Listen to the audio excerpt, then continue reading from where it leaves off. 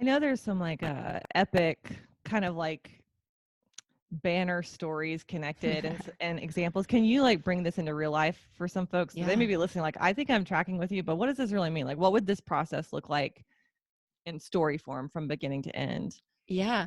So one of my favorite stories came out of a class at Stanford. I believe it was called Designing for Extreme Affordability. And companies or agencies would come to Stanford and say, we have this problem. We need a solution that doesn't exist. We don't know how to solve it.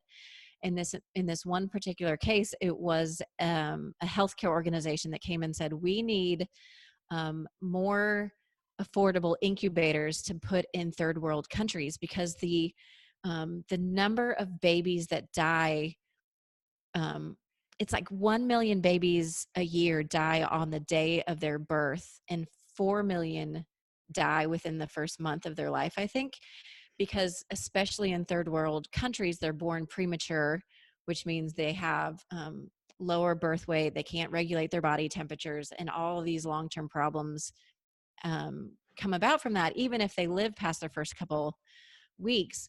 And so this company is saying, we need incubators that we can put in the hospitals in these countries. And so this team dove in. They started figuring out, how do you make an incubator with cheaper supplies that can be run off of less electricity and all these different things. And when they got over to Nepal to start doing their empathy and testing, what they realized is there were incubators in these hospitals and they were functioning, but they were empty.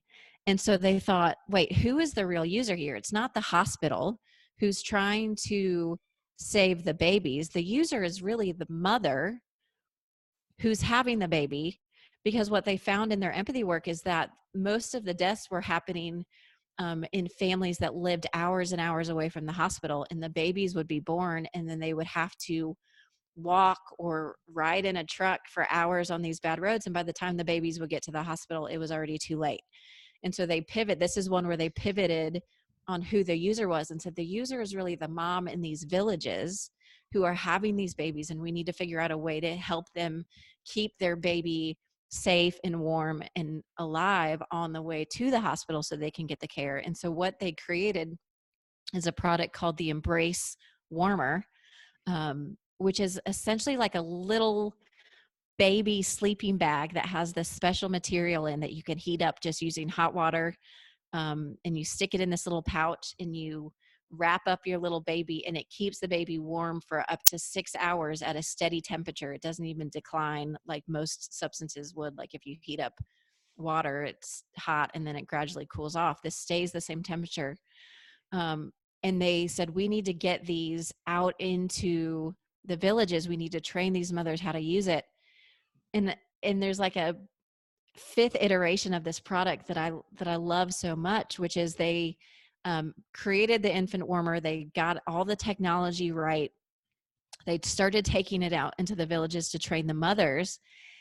And if you could, I wish I could show you a picture, but it's like a little cocoon where the baby, there's like a hood over it and the baby's just completely wrapped up. So all you see is their little face and there's a temperature gauge on it.